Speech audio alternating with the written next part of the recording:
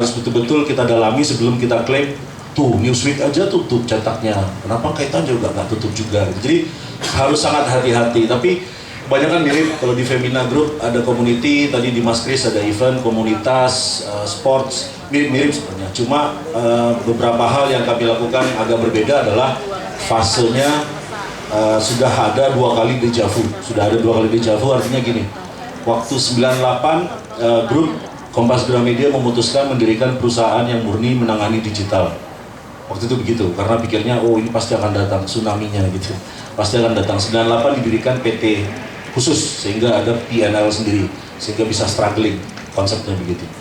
2 tahun jalan gak berhasil, disatukan, integrasi newsroom dulu gitu. Newsroom supaya redaksinya bersatu, kemudian saling menyumbangkan, sehingga konsepnya kan besar, kan banyak wartawan Kompas. Disatukan gak jalan juga, karena teman-teman yang kerja di media pasti tahu bedanya persis, Mbak Betty pasti tahu.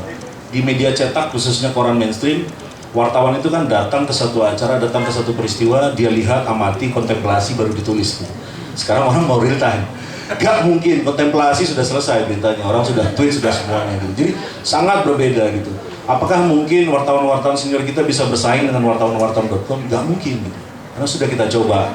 Akhirnya 2007 kita declare lagi. Kompas.com kita rebrand lagi, sehingga menjadi satu independent company yang digital pure play gitu. Gak jalan juga karena banyak sekali. Yang berat ya, wartawan itu suruh berubah culture itu gak bisa ya? Gak hanya culture Mas Iwo, ekosistemnya kan juga berubah. Pada saat media cetak masuk ke online, maka dia menjadi satu dari sekian ribu media online yang ada. Kredibilitas ada yang hilang di situ gitu. Beda pada saat kita teman-teman blogger semua, hari ini bisa buat blog baru kan gitu. Tapi apa iya bisa buat media cetak baru? Ada hal-hal yang hilang dari situ gitu.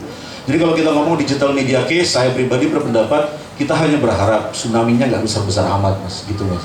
Mudah-mudahan ini banjir-banjir dikit aja. Mudah-mudahan banjir amat tetap dipakai ya. Iya, karena poinnya adalah kita nggak bisa lepas ngomong dari sisi iklan. Kalau kita ngomong media, revenue terbesar pasti iklan. Ada yang 60-40, ada 70-30, 60 dari iklan, 40 dari sirkulasi, ada yang lebih tinggi dan lain-lain. Tren ini menurun, nggak cuma di Indonesia, di seluruh dunia. Tapi untungnya di Indonesia, hanya Indonesia dan India yang pertumbuhan media cetak masih 3-4%. Hanya di Indonesia dan India. Nah, apakah ini baik atau tidak, kita nggak tahu. Karena mungkin sekarang baik. Tapi harusnya ini menjadi challenge, opportunity untuk kita mempersiapkan apa yang akan terjadi tadi. Sama aja, yang akan terjadi ini kan juga kita nggak tahu mau kemana. Kayak orang mau main, kayak main bola, tapi gawangnya pindah-pindah gitu. Gawangnya pindah-pindah. Kita berusaha bolanya ke arah itu gitu. Ini kan sama aja, bisnis semuanya begitu. Sehingga deja vu yang saya bilang tadi membuat arah perubahan kita juga berubah-ubah. Tergantung strategi digitalnya, tergantung yang kita pikirkan yang paling tepat saat ini gimana gitu. Tapi terlepas dari itu, saya ingin ini aja biar ramai diskusinya. Apakah komunitas, event, dan lain-lain itu relevan kalau kemudian digital tsunami ini besar sekali? Itu yang saya ragukan. Pada saat penetrasi internet Indonesia mencapai 100 juta pengguna, saya nggak yakin semua persiapan kita di media cetak bisa kuat nahan tsunami itu. Saya juga dari media cetak. Kompas Gramedia rasanya 70% dari total revenue dari media cetak, dari Nova, kawanku, Bobo, yang Kompas. digital berapa sekarang?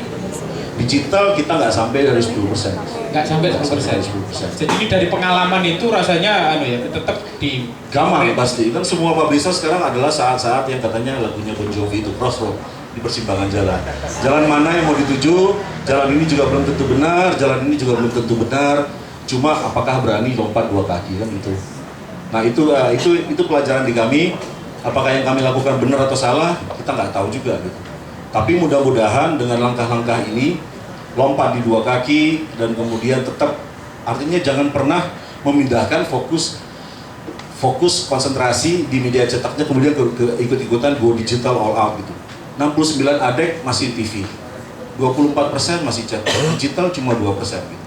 Harus hati-hati juga memindahkan itu semua karena uangnya belum pindah, pembacanya sudah gitu. Pembacanya sudah, uangnya belum. 24% news dikonsumsi secara online, itu Nielsen Indonesia, artinya di Indonesia 24% news dikonsumsi secara online. Boleh tahu nggak teman-teman yang masih baca koran, nggak bukan hanya Kompas, koran setiap hari, boleh tahu? Setiap hari. Udah jarang ya. Aku masih sih. Masih. Aku masih Masih Kompas ada. itu terus saya. 3, 4, 5 orang ya. Nah saya bayangkan kalau kemudian surveinya kan mengatakan bahwa 65% penduduk Indonesia di bawah 35 tahun. Iya. Apa yang terjadi 5 tahun lagi, 10 tahun lagi? Mungkin kan ke arah tsunami itu tadi kan. Tapi apa iya? Kalau kemudian indeksnya masih 24%, digital masih cuma 2%, masa kita mau pindahkan konsentrasi ke situ?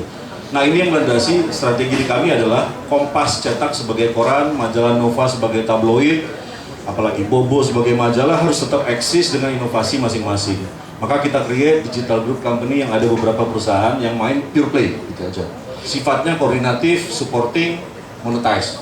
Itu yang kami coba. Ini kan yang terjadi kan sebenarnya duit itu yang awalnya kita kangkangin oleh industri media itu kan akan lari ke yang lain kan, apakah ke Apple, apakah ke Amazon gitu kan. Masalahnya kan nangkep duit itu lagi kan. Ya tapi kan nangkep duit kan gini, pada saat kue iklan dicetak berkurang, orang menduga lari ke online. Memang iya lari ke online.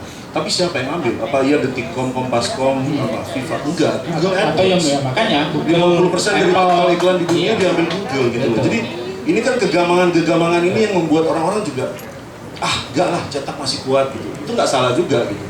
Digital nih bakal membunuh kita harus go digital, nggak salah juga. Tapi yang tadi Pak Kemal bilang, Mas Kemal bilang, hati-hati gitu. Hati-hati jangan sampai justru hal yang masih, pendulumnya masih di sini kok gitu. Pada saat pendulumnya pindah, harusnya sudah siap, itu aja. Jangan sampai pendulumnya belum pindah, kita sudah boyong-boyong pindah itu semua. Sehingga kalau di kami strateginya memang kami pisahkan aja silonya. Kita pisahkan, tetap ada integrasi project, tapi jangan sampai fokus di cetak hilang, fokus di tabloid hilang. Tetap harus berinovasi, tapi digitalnya juga mesti lari kenceng, tapi nggak dipegangin ekornya gitu. Terus lari kenceng. Kira-kira itu teman-teman. Oke, tepuk tangan untuk Mas Edi Taslim. Ada seorang pakar yang mengatakan bahwa